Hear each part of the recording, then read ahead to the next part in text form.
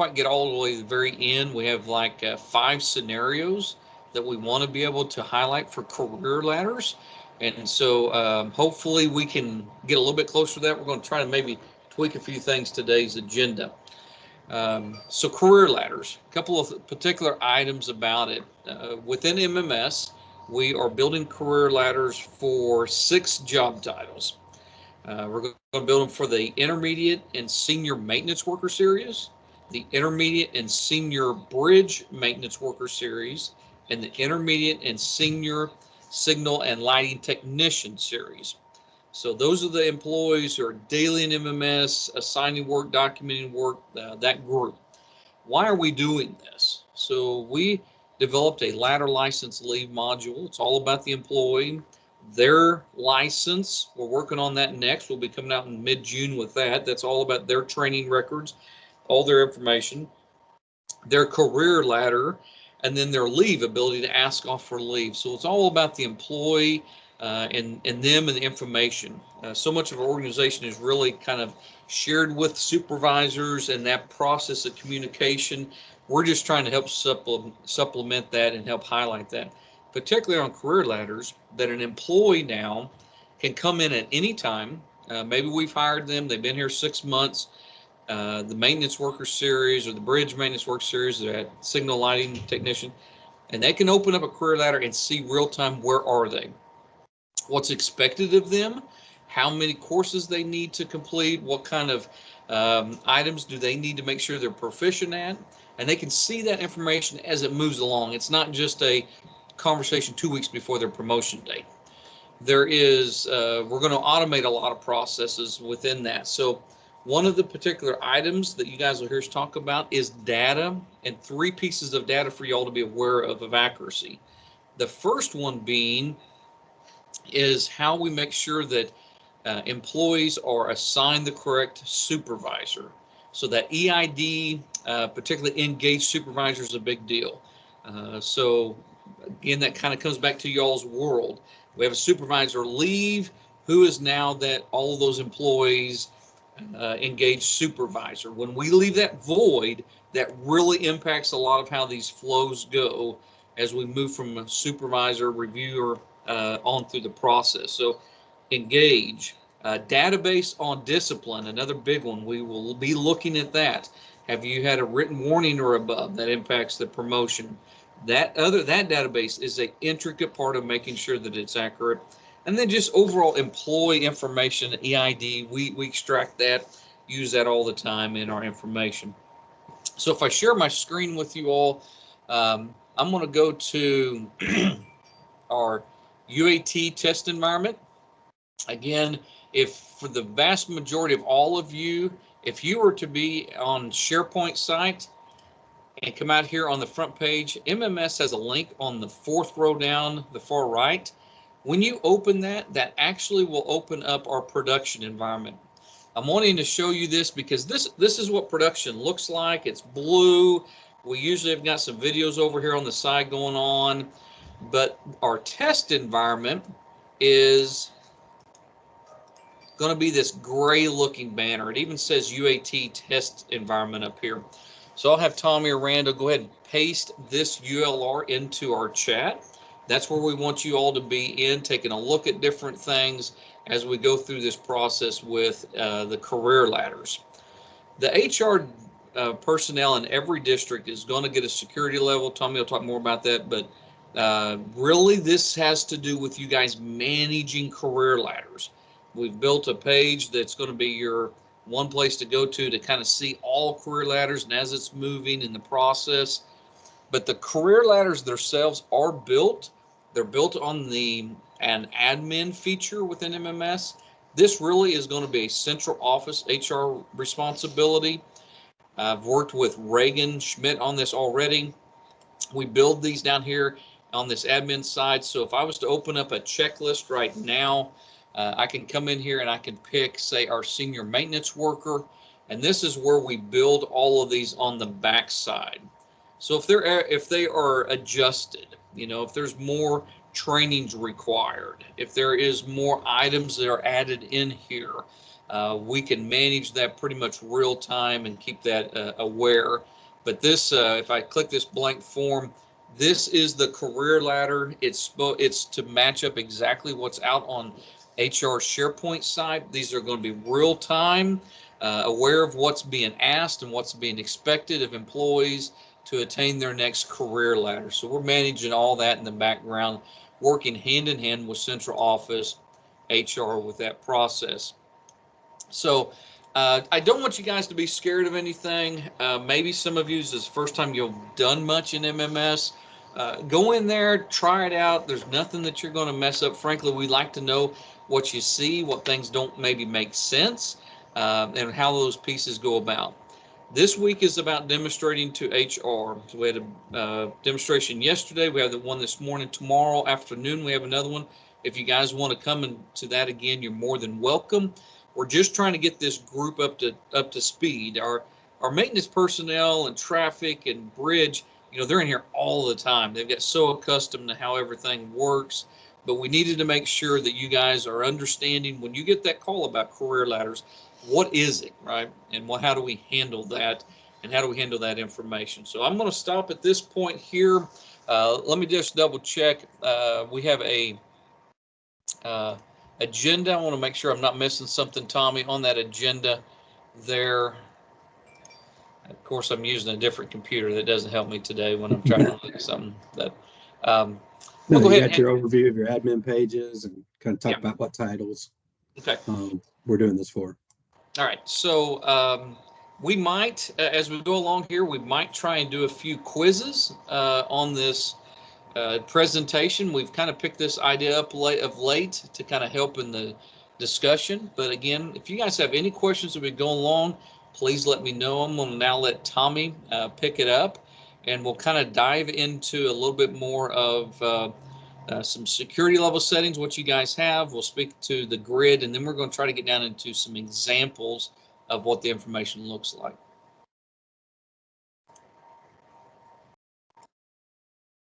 Okay, good morning. We're going to talk about security here real quick. Just want to make sure, I think it's important that we understand the difference. So there's two security roles that we have set up called HR5 and HR6. HR5 are for those district folks, and that gives you the ability to view everyone in your district. And then you have the HR6, which gives you that statewide view. HR5s, you're not allowed to cross over and view checklists for people in other districts, but you have full access to everyone in your district. 6s, you basically have read-only access for the most part statewide, but you can see everyone statewide. So that's your difference between HR5 and HR6. Pretty simple. Then we wanted to talk real quick about, I have on the agenda ladder reviewer versus an EID supervisor. And the decision was made by our subject matter experts that were part of our design requirements meeting that we wanted the top ranking official in the building to be the one that's responsible for signing off on a career ladder. So the example is we have an assistant supervisor in the maintenance building, and then we have a regular maintenance supervisor. Some of those folks report directly to the assistant, and some of them report to the supervisor. For ladder purposes, we're breaking that EID chain, and that maintenance supervisor will be the one that approves for everyone in the building. The EID rules are really for that engaged discussions. Nothing changes with that. The people that report to the supervisor will still do their engaged through that assistant. Others will still do it through the maintenance supervisor. But for ladder, everyone, only the maintenance supervisor can be that level 1 reviewer, regardless of the EID rules. So questions, everybody understand what we mean by that level 1 reviewer will be the maintenance supervisor. And we do have a couple buildings that assistant supervisor is the top official in that building, and he will be the level 1 reviewer because there is not a maintenance supervisor. But if there is, that supervisor will be the reviewer for everyone. So I'm going to take a breath real quick and let you guys ask questions. Okay, looks like somebody threw the poll up there. We'll move on. So one of the things we need, and it's highlighted on your agenda if you open that up, but the HR, we really need to help you guys to help us ensure that the HR database is correct because we're getting information from that as well as the EID, those transfers and promotions and all of that, the timing of those things will impact who gets assigned what by the system. So we're just asking for your help, something to keep in mind that there is a downhill effect for those things not getting done timely. So we just ask for your help. It will help us have a better, cleaner system. Okay, so next on the agenda, Michael, was there anything else you want to add about security? I'll give you a second here to. Yeah, so I know yesterday you went over that whole assistant supervisor deal. Again, just wanting to kind of make sure that everyone realizes what that looks like. That really, that maintenance supervisor is going to be the level one reviewer. It's not the assistant. And so we just stumble across that a lot. And so just have that in there, think through that. We'll probably throw a poll on there again here in a second. We want to drive that home. That becomes a big issue because frequently we have those crew leaders, or we have an assistant calling in and saying, "Hey, I can't do something." You are not giving access intentionally for this purpose. You are not allowed. HR business rules expects the maintenance supervisor to be the level one reviewer for career ladders.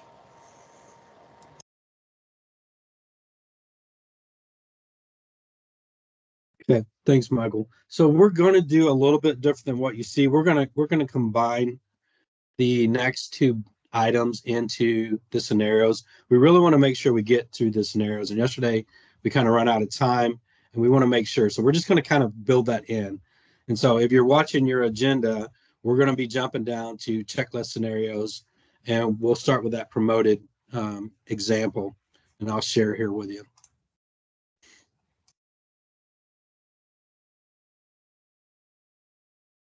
So I'm impersonating Mr. Palm. He's an intermediate maintenance worker.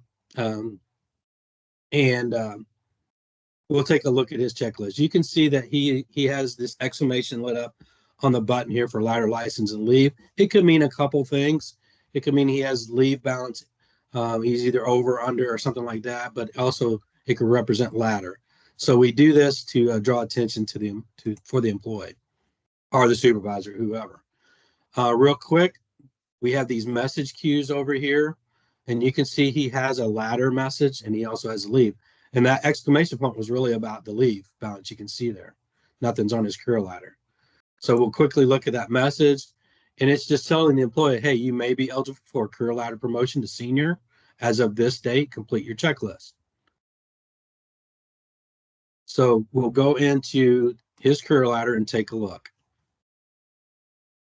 And so what that does is that opens up the career ladder grid. And I'm in here as this individual, so he's only seeing himself. And we'll get a different look here in a little bit. But I'm going to go ahead and highlight this. And I'm going to have Randall just talk a little bit about the buttons, what it means from the employee's perspective here. All right. So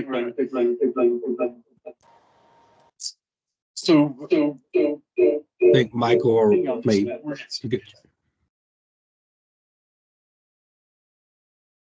Okay, let's try again. So, like Tommy said, everybody sees this a little bit differently. We're in here as the employee, so they're only seeing their stuff. The first button up on top, this grid is the same as most grids within MMS. They're customizable. You can move the columns around. Each one of them filters. Since the employee only sees theirs, really doesn't do much good to filter. But if it's HR5 or something, that filter button will become pretty helpful. The view button, once the employee selects the box on the left beside their name, you can click the view button. That brings up the entire career ladder checklist. We'll go through that in a minute. The customized columns, there's some extra columns you can do. You can bring in the promotion date, eligibility date, temporary waiver. It's as simple as clicking and dragging them down in there like Tommy's doing. may become helpful for you, especially as the HR where you're seeing a lot of different people. The next button over the export, there's a drop down on there. I believe it's PDF and Excel. You can export this and have it. And then the report form, that just opens up a PDF of the actual checklist itself. You scroll through the pages, everything's checked like it's supposed to be. So that's a good printer-friendly version. Once And that's what you can do for the employee page, we check mark beside the employee's name and then click the view. That's going to open up the actual checklist. Okay, thanks, Randall. So that kind of the section at top, that's all really the employee information, the obvious stuff, the name, the title, district, how long they've been in that position, years of service, all that basic information is there. You've got the promotion eligibility date, that's 2 years in that current position. And then there's the reevaluation date. I'm sure we'll talk about that later, but that's in case an employee has a discipline, it's going to automatically set that reevaluation date for a year later. HR can also manually set that if, for whatever reason, the employee is not ready for a promotion at the time. HR can set that. As we scroll down through the checklist here, the first 2 items are something that an employee selects, or a supervisor actually, I believe, selects. The Class A CDL, that is something that the system goes out and retrieves that information. That's coming from DOR, the same information that HR currently gets. So that's what license they have, and then the expiration date is there. You cannot click that button. So if DOR does not have them a Class A license, it cannot be changed. That's automatic. You scroll down, the next group there, those are all selectable by the supervisor. So as they find it, somebody's got a status or communicates effectively all that information, they check those boxes and go on down. The next one, there's a training record that's there. This is a link currently to their LearnSoft, brings in all of their training records. The disciplinary action, that is another one that is generated by the system. You cannot check that. So it goes out to the HR database, pulls back whether there has been a disciplinary action of a written warning or higher. If that is not selected, so meaning there is a disciplinary action, it automatically regenerates the reevaluation date, and it basically starts the process over 2 months from that reevaluation date. The required courses for those trainings, all of those that you see that have a course number, those are what's been set in that checklist for this position. Those are brought back from LearnSoft. So if they have completed those courses, it's going to check that box and also give you a completion date. If not, you cannot manually check those. Those are done by the system and the system only. So we'll get into in a little bit, what do we do if that course is not offered or whatever, and that's a little bit different process, but for the most part, those are all there. The next group, supports and the department, all those are selectable by the supervisor. The last section here, it's kind of a combination. So the top, 15 or 20, those are brought in from LMS, where it automatically populates it. Different job titles require a different amount of these. The last, looks like 6 or 7 so down there that don't have a course number. Those are ones that have been identified by HR and safety as being necessary or equivalent. If that job title takes that course, that counts as one of the 6 or 8 or 12, and you can select those. So basically, if it has a course ID, you cannot select it. If there's no course ID, you can. And then he scrolls on down, that takes us to where the employee certifies he can put in his comments. He can add an attachment if he wants to. Maybe there's a training that he's had or certified for something, he can add that document in there and then certify that it's to the best of his knowledge and click save and moves on to the next section. I don't know, Tommy, are you wanting to get into the other reviewers, or are you going to talk about that as we start approving? Yeah, let's talk about that now. It's a couple things on the reviewer and the comments. We have a kind of a little highlighted section there that says all right, professionalism. so I threw another poll up there for you guys to look at, hitting some of that automatic data. What automatic data is going to be populated in a career ladder for an employee? The driver's license, discipline, complete records, all of the above. So again, we really were trying to help minimize a lot of this going back and checking, you know. So Becca was in the team, and you know, they spoke to, hey, we had to go run a training record, we had to go look at the DNR's, Department of Revenue's driver's license information. We have to go look at EID, right? So we're putting all of that in front of the employee. We're automatically filling in all of that information for us there. So the ability to have that in front of us, again, we're hoping that that's right, but I would ask you all, still be skeptical, right? I think it's good to still question, is that correct, particularly in our test environment here and looking at that. So Tommy, I think you were going to go through a employee, what they see. At the end of that, I'm going to ask another poll question here, something that Kim brought up to me yesterday at the end about the employee, if they do or if they do not have to do this. So Tommy, I'll let you go through the employee and I'll pop that poll up once you get to the bottom. So Michael, can you hear me now? Can you guys hear me? Yeah, I can hear you now, Tommy. You can hear me? Okay. Yeah.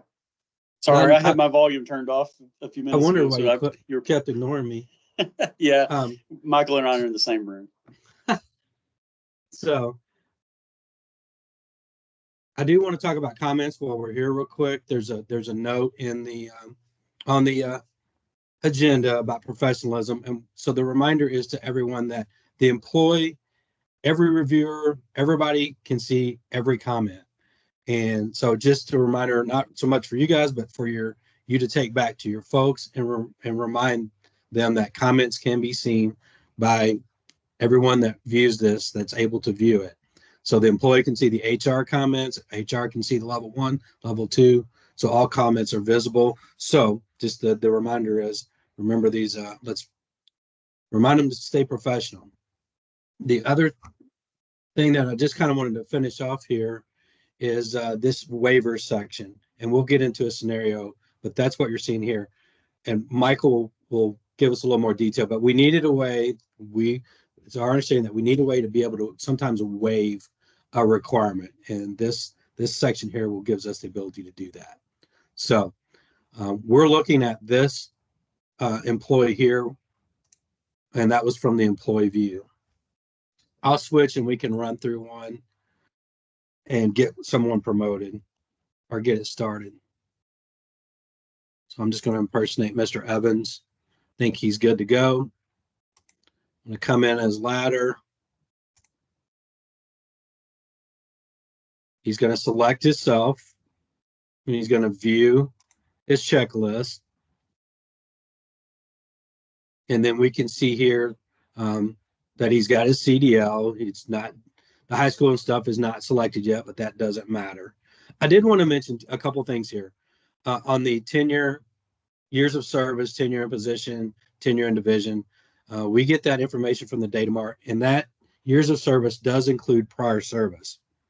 So that previous time at MoDOT, if they come and go, it is keeping track of those total years of service.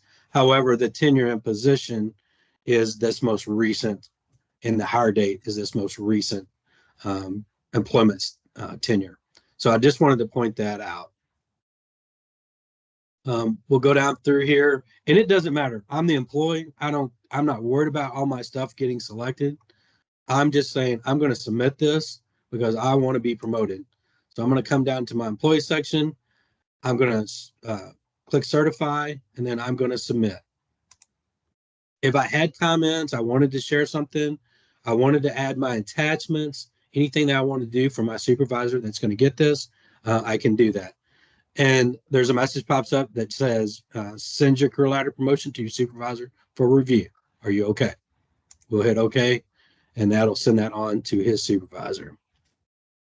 So, Tommy, I think it's important we note that an employee can get to this anytime. So 2 months in from being an intermediate, they can look and see what are the trainings that I need to take, and they can start preparing for that way before they're eligible for promotion. So that's part of the hope that they do. Yeah, the other thing is the supervisor can generate them themselves. They don't have to wait for the employee to submit it. Their supervisor can come in here and start the process for them. So I'm going to jump over here real quick. And so that's Southeast District. I'm going to come in as Christine and show you guys what your HR5s, your view. So now I'm impersonating Christine Owens. She's the HR manager down Southeast. And we'll go into the ladder. And you'll see she has a much bigger list, right? She has everyone in the district. So by default, she has 14 people in her district that are actively they're either within 2 months of their 2 years completion, or they're over their 2 years in that position. So there's 14 of them active.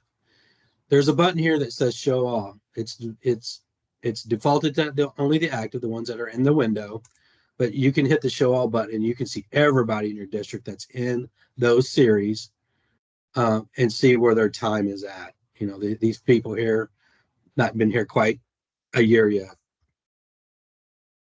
And so that gives you that view to see everyone in your district and where they're at. It also gives you the ability to say, we want to promote someone early. So I can go in here and see that and choose that person and move them through the process. So got a big list. We were looking or working with Mr. Evans. So I'm going to use the search box to get him. And there's Travis. Search, bring him up. And you can now see that he's assigned waiting for level 1 review, and Bradley Adams is his supervisor. So we're quickly going to go impersonate Mr. Adams.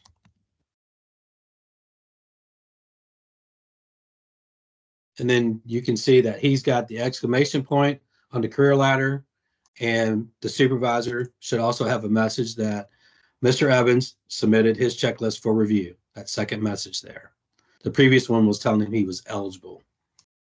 So we go into his career ladder. We're going to select Mr. Evans, and now we'll run through the process.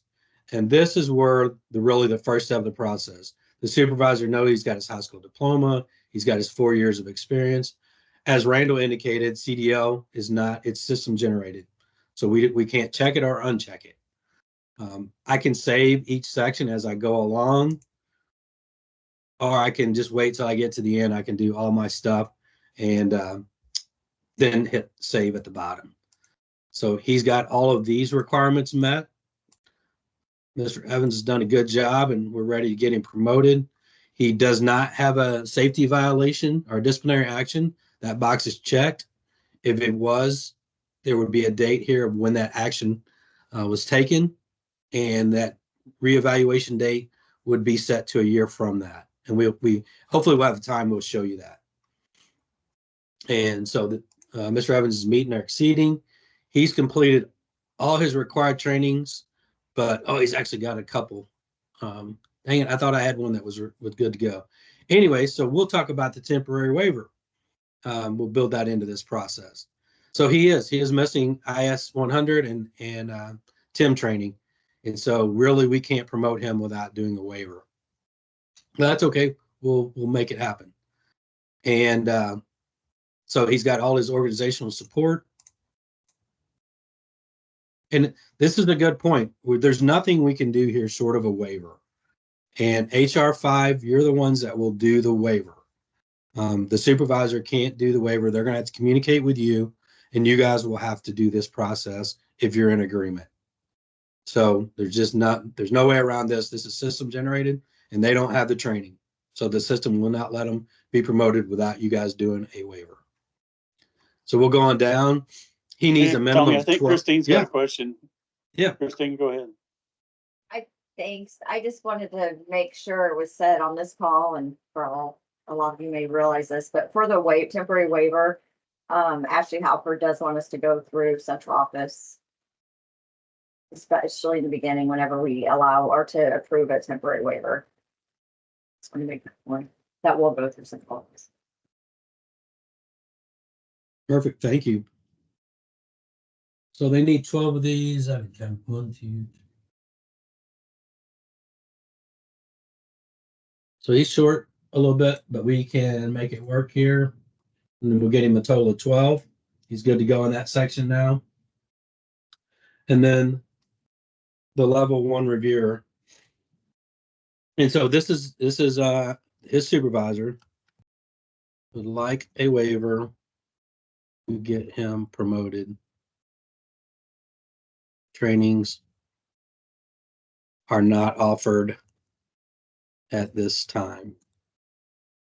And so that's his feedback. And so he cannot approve this. He cannot certify and approve it at this point. I'm going to have to come in as Christine and do the waiver. But the supervisor has all this ready. He can hit save. And now that information is in there. So we're going to save and close. And so it's still showing as waiting for level 1 review because he did not submit it to that level 2 reviewer. But the process is just repetitive at that point. It would be assigned to Mr. Adams' supervisor, let's say the superintendent, I think in this case. He or she will go in there, look at their checklist. They really don't have to check anything. They just need to go down and make comments, certify, and approve it on to the next level. It will go automatically. The system takes it through 3 levels of review. And those 3rd level reviewers vary in different districts. So just depending on what district you are is who that 3rd level reviewer is. Michael, I don't know, you want to talk about that just a minute, how that happens and who those people are? Yeah. So that video worked there. So we have got within the process 3 levels of required review on there. Again, you guys on that question, you were spot on. Employee does not have to submit to the level 1.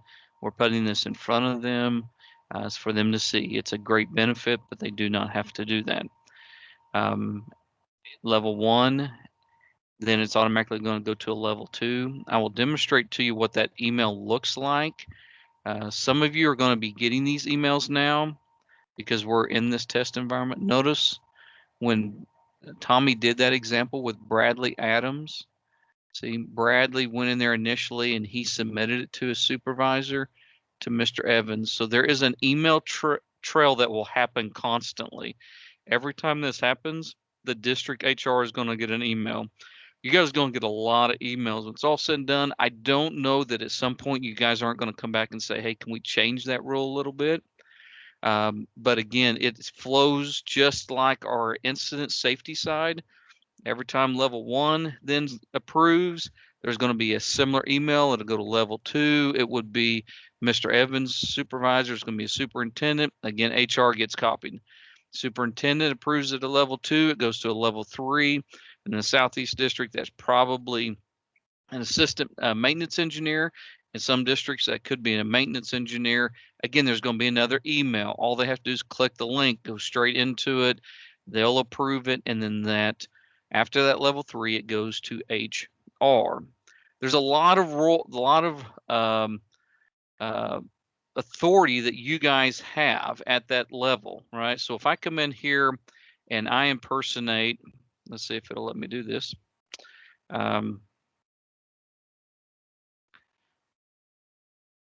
Not allowing me to there it goes.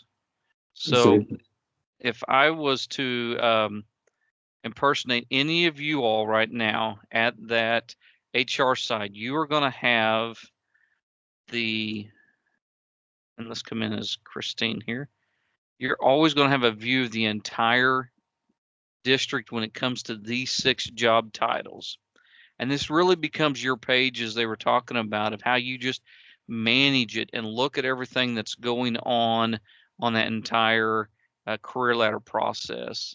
And, maybe again, what you're looking at is you're always paying attention to these different levels, right? So right now in the Southeast, we've got several in progress. We've got a level 1, level 3. That level 3 again is that same gentleman we were just talking about there. It's waiting now to Tammy, and that's going to continue to move. So this grid is where you guys are going to spend the majority of your time. You have the ability to reassign it to someone else. If we don't like the fact that Tammy, maybe she's not available right now. Frankly, she's recently got a promotion to an assistant DE. You have the ability, you can come in here, reassign that. And this is all built for the HR group. And that's really why we're wanting to spend so much time with y'all this week is this is that process to keep up with everything. How is it flowing? There's so many things that are automatic, but there's that ability that I can say, hey, I don't want level 3 to be Tammy now. I'm going to make this Amy Bryant. And you can do that. We allow you to pick another person's name. I can change that to Amy Bryant, hit save. This changes it. Now this is Amy Bryant, and likely there was an email that was sent that now notifies Amy Bryant to go take care of this. But in usual cases, all the way through level 3, once level 3 approves, it hits HR.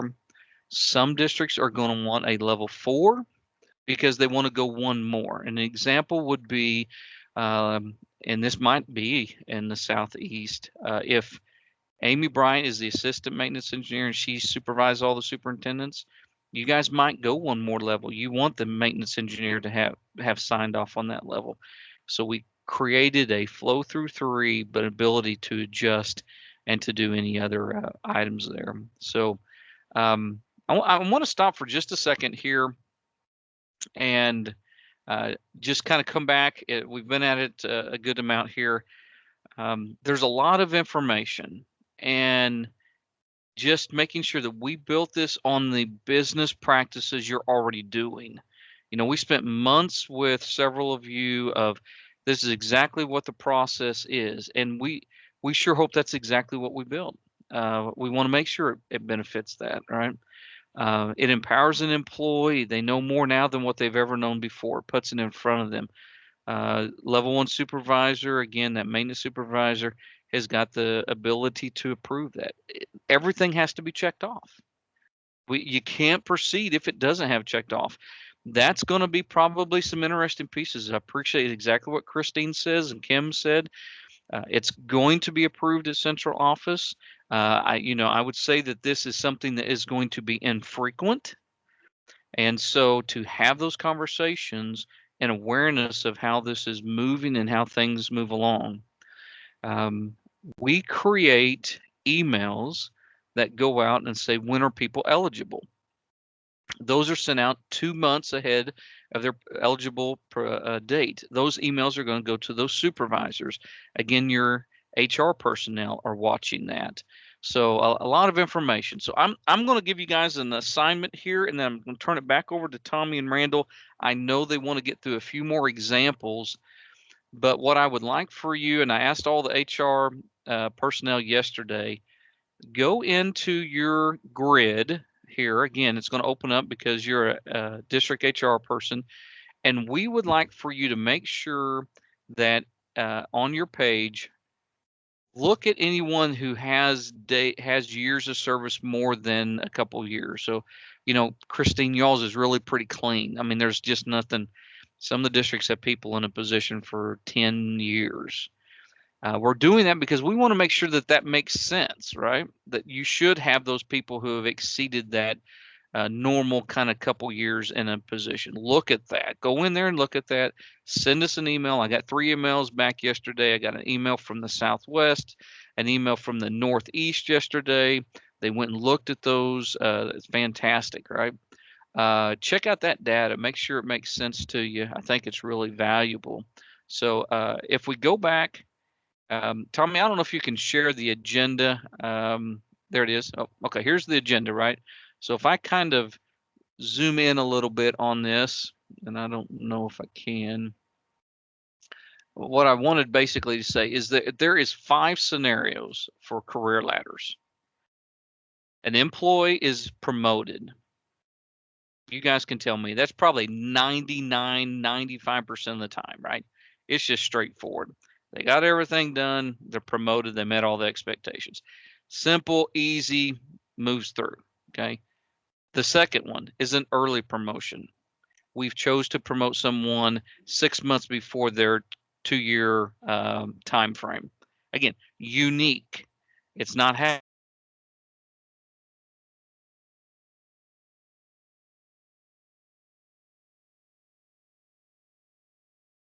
Hey, Michael, your video froze. I think I got kicked out. All right. Yeah, Yep. he got kicked out.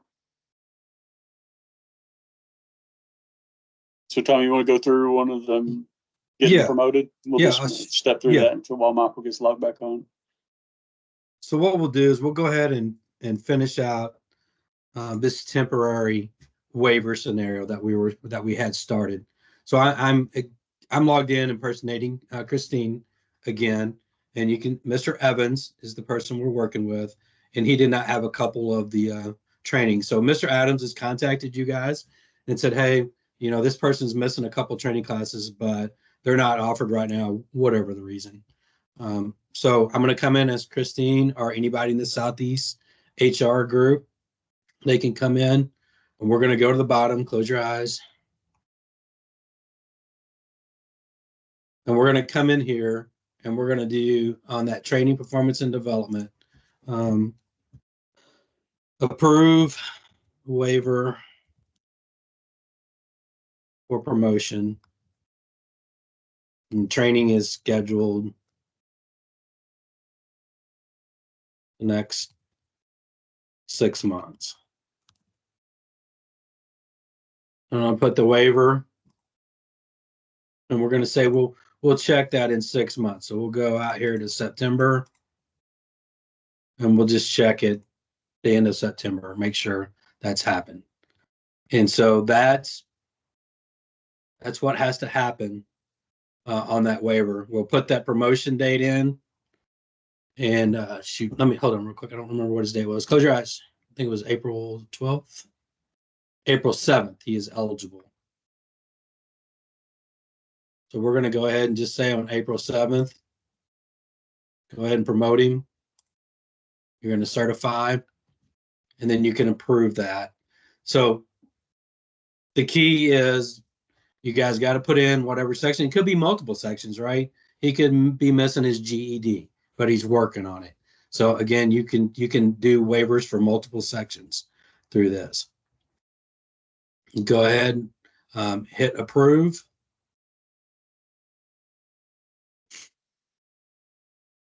And now he's set for, we'll find Mr. Evans here real quick. He moves him to completed status, and he's pending promotion on April the 7th. So the only thing that would be different on a regular promotion is it goes through that workflow level 1, 2, and 3. It ends up then in HR's group, and you're just going to do the approve the promotion through that process. So that was only the real difference is we had to do a waiver to get that person promoted, and we set a revisit date that's going to come back and say, hey, in 6 months from now, you want to make sure, verify, it gives you the opportunity to verify, did that person complete those 2 trainings that we waived? If not, you guys handle however you want to handle it. So I'm going to add to the chat here a video on the temporary waiver. It's pretty thorough. It's about 10 minutes long. It shows you the extensive piece of going from point A to point B. So I'll add that in there, and you guys can watch that. So let's jump back over real quick to that one where Michael was looking at. It's setting in Tammy Hefner's queue. So I'm gonna impersonate her, And this is a person that's pushing through promotion through the regular process. It's now made it to level 3, and she should have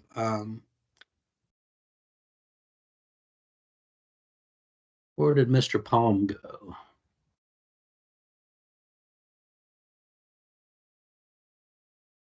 Wasn't Palm in Southeast? Maybe I'm. I reassigned that level 3 Ah. to Amy Bryant.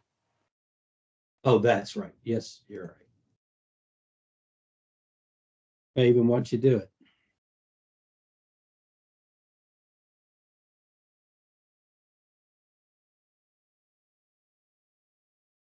So now I'm impersonating Amy.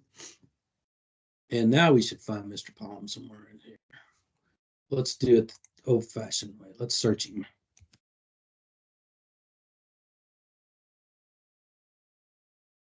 So there, he's waiting for level 3. That was originally with Tammy, but as you guys, Michael reassigned that to Amy, the assistant district maintenance engineer. And so she's going to come in and finish the process, checks the box, views it, goes through everything, double checks, make sure all the things are checked. It should be, which really couldn't have made it to this process without. He's got all his trainings. Again, she can see the level 1 reviewer's comments ready for promotion. Alex signed off on it. Level 2, if we did, yeah, supervisor says Bobby's a good worker and ready for promotion. So it's went through that level 2, and now we're setting it level 3 and approve promotion.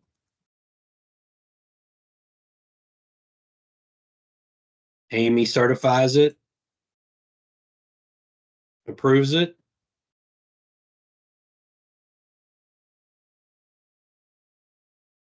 And now that puts it in waiting for HR's to review and do that final approval. And that process was pretty much exactly what we did with that temporary waiver. Christine went in there, put the waiver, but in this case, she'll put in that promotion date, set it for whatever, and then hit approve. And that's the end of that process for someone that just basically went from beginning to end. They were approved level 1, level 2, level 3, and HR finished it. Tommy, would you go ahead and impersonate Christine and go to that person? So this is the finishing piece. And again, you know, we know this is 95, 99% of the time, right? But we always have to build stuff for the exceptions. And we probably spend more time demonstrating exceptions. But 90%, you're going to come in here and it's going to work through the whole flow. Now, as was explained to us, Christine, is that when this really does happen for Mr. Palm, it's come to y'all's awareness, and you're going to be communicating to HR or working through financial services, central office. When is their real promotion date? So when Tommy opens this up and goes into this, that's after you guys have had that communication. You know now when is he going to be promoted. You go to the very bottom of it, and this says potential 422, but maybe again the decision has been made. We're promoting him on May the 1st, right? That's, you guys totally have control of this piece once that decision is made underneath that HR reviewer. So if you scroll down there, Tommy, at the very bottom, it gives that ability where I put that promotion date. So you'll fill this out once you've had that communication. Once you hit approve, and Tommy does this, an email is going to go to the level 1 reviewer. We took out the employee. The employee is not in the notification.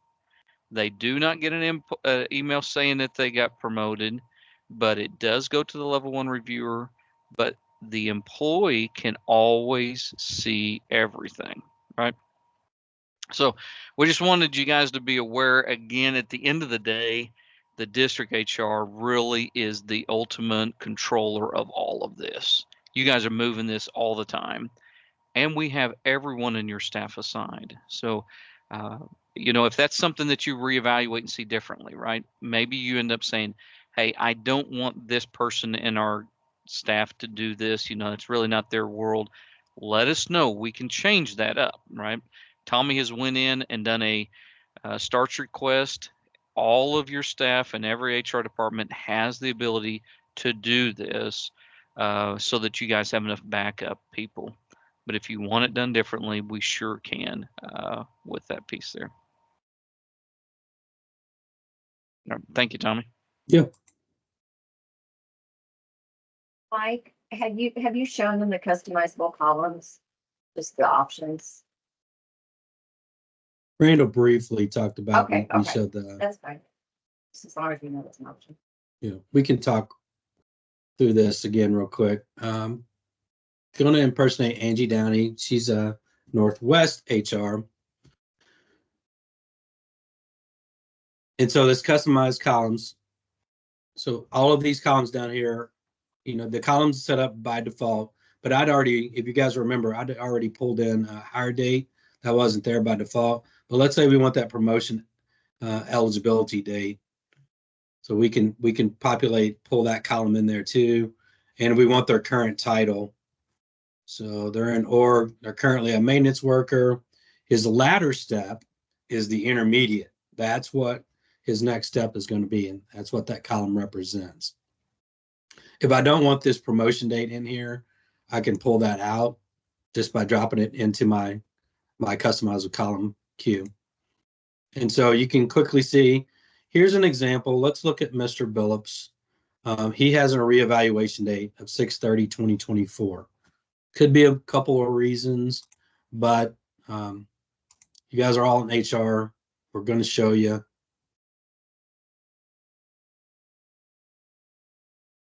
And so right here, you can see that there was a disciplinary action date on June 30th of 2023.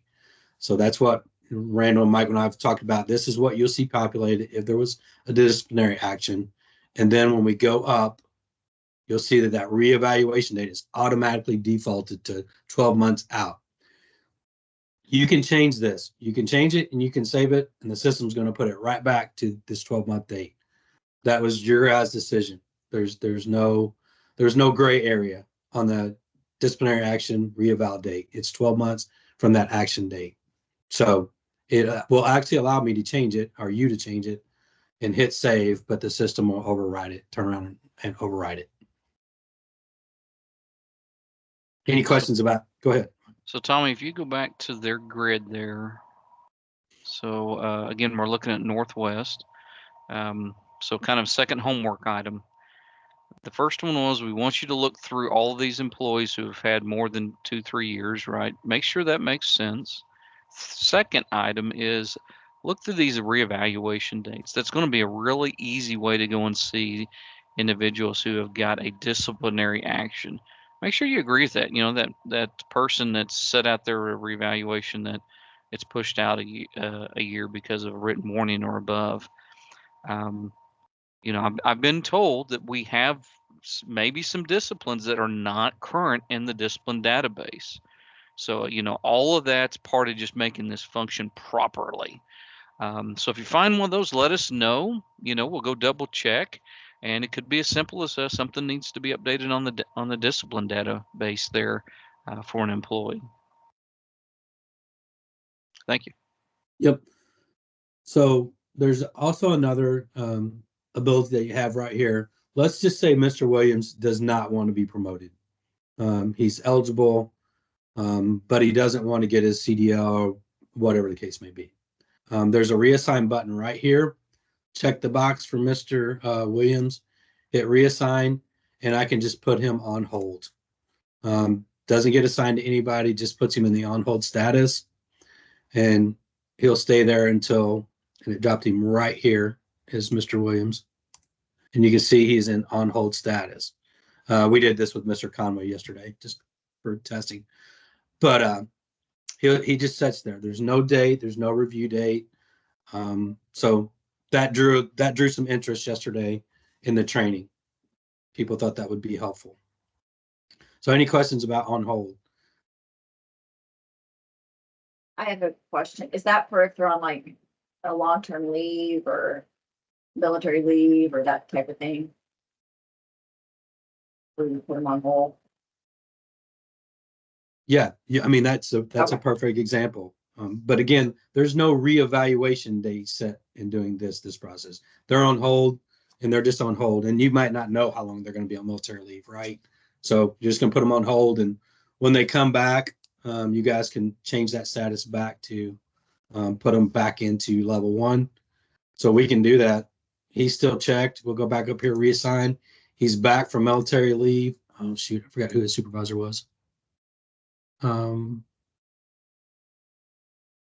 oh, it was for him. Let's see.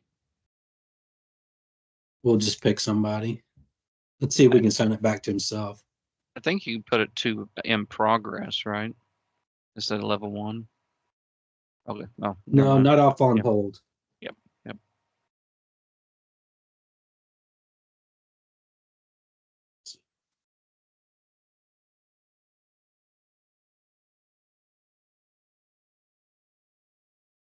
We're just going to pick one.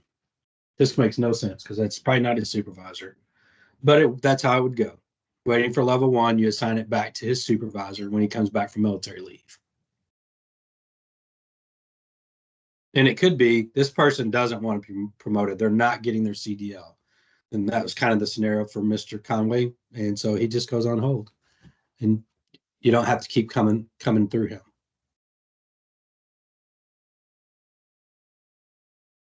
Okay. John, Hey, 3 minutes. Michael, do you so want to? Tommy, I think we've got one last example, and I think you could get one of these, and that would be a deny. Mm-hmm.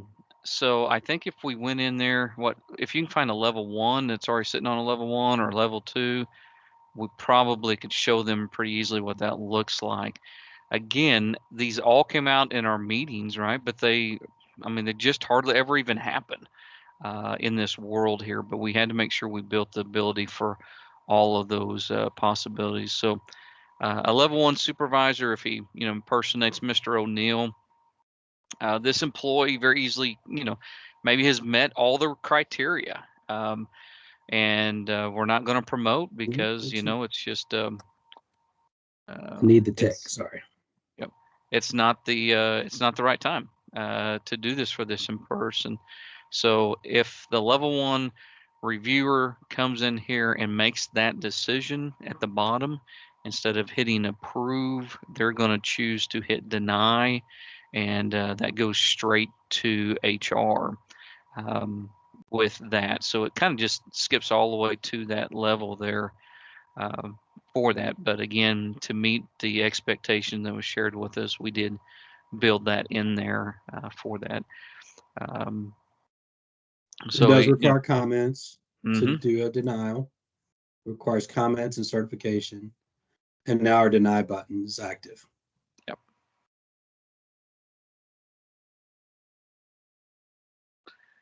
And so now I think if you probably do show all, we'll probably see that would yeah. And now see how it went to HR. Okay.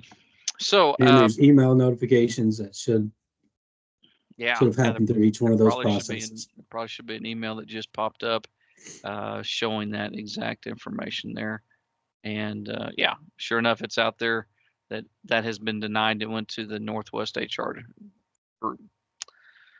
All right. So again, we try to go through all of this information and share with you all. I tell you, those who've been with us several months, you've definitely got the upper hand on individuals who might just have got to join us this morning. But thank you for being here. We did record today. I would encourage you. We recorded yesterday. Today was a little different flow because, again, trying to get through a few more of these examples. But the intention is we just want to make sure that you guys are supported. The phone calls that will come in, MMS Help Desk will constantly get phone calls about anything MMS, right?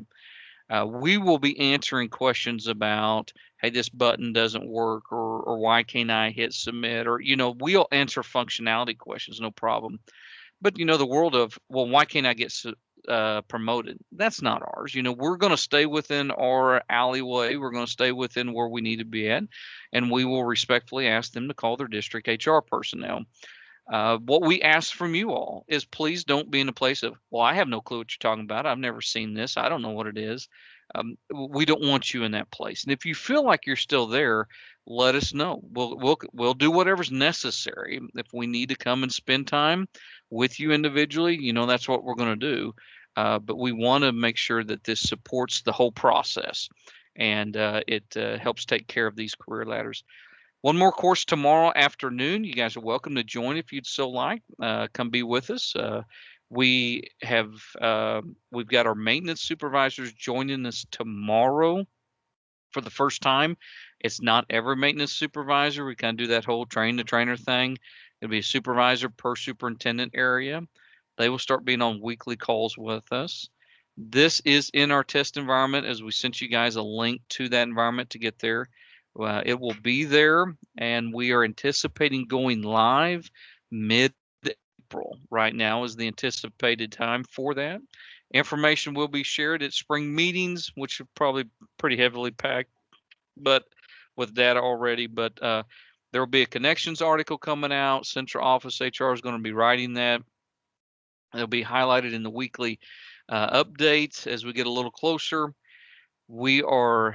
I attached one video we've made about the process with temporary waiver. We will be creating other videos, and so we're trying to make those as short as possible. We like that kind of 4 to 5 minute video. There'll be one for the employee. Again, pretty straightforward, right? You can go in and see any of your stuff anytime. We're going to make one for the level 1 reviewer.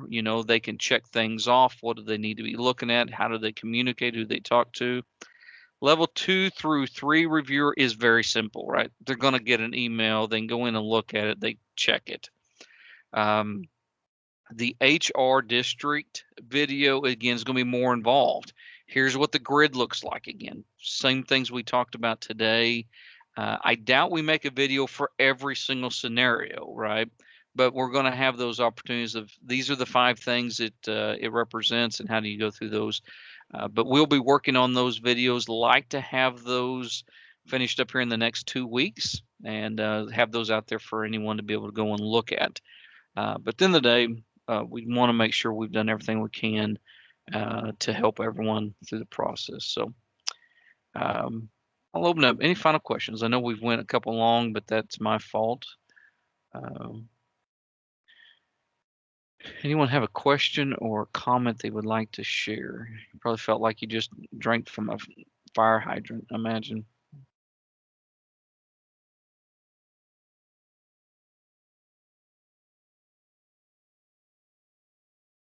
Okay. Reach out to us. Let us know if you want to join us again tomorrow. Please come and be with us. Thank you, guys. Have a great day. See ya.